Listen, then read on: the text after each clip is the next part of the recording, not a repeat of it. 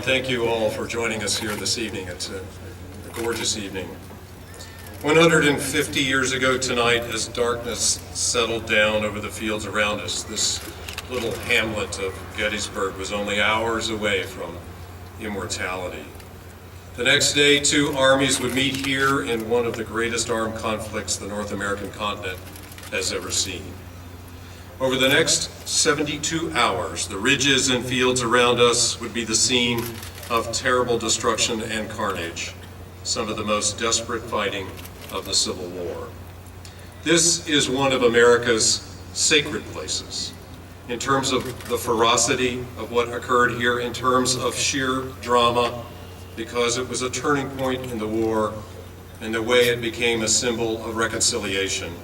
Gettysburg is one of the touchstones of the American experience.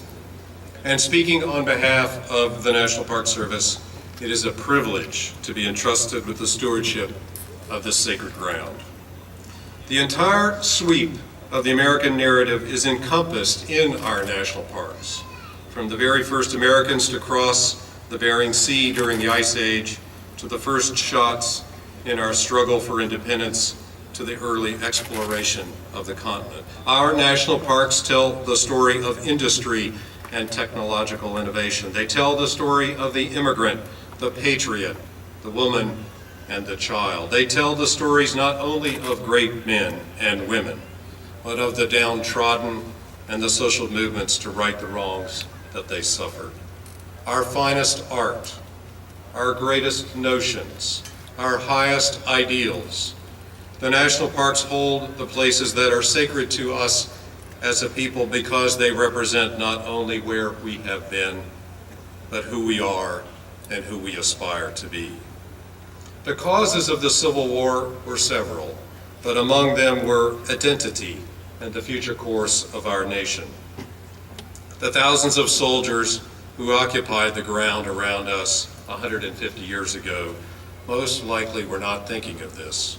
But these ideas were in the air at Gettysburg. Today, visitors to this battlefield encounter moments of silence. Like many sites of historic conflict, there is a sense of finality. Those who attended the dedication of the National Cemetery 4 months after the battle might have had that feeling too.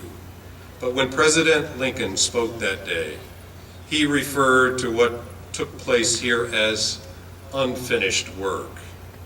The new birth of freedom, that famous phrase from his Gettysburg address, had not run its painful course and would not until Lee's surrender at Appomattox a year and a half later. Tonight we are here to honor the dead, to recognize their courage and heroism, to mark this major event in American history. But I would suggest that we are here also to reaffirm the principles that demanded such terrible sacrifice in the summer of 1863. I would suggest that President Lincoln's new birth of freedom was not a finite event. It was part of a process that continued long after the Civil War and which, to this day, requires our constant vigilance. We regard freedom as our birthright and a foundation of American life, but it must be taken care of. We must be sure that freedom is not only born, but that it survives and flourishes. And that means rededicating ourselves to the ideas on which this nation was founded: liberty, fairness, tolerance, and the common good.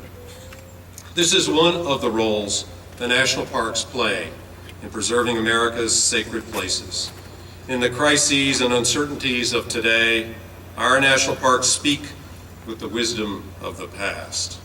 For inspiration and guidance, we can look to these places where America's highest ideals are enshrined. In the national parks, we learn about democracy, sacrifice, heroism, and hope, not in the abstract, but in the very places where those concepts shaped our history.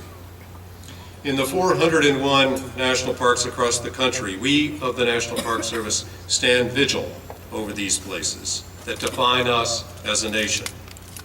To be the keepers of our cultural memory, and it is a solemn responsibility. And I will say on the behalf of the entire National Park Service, it is a profound honor as well.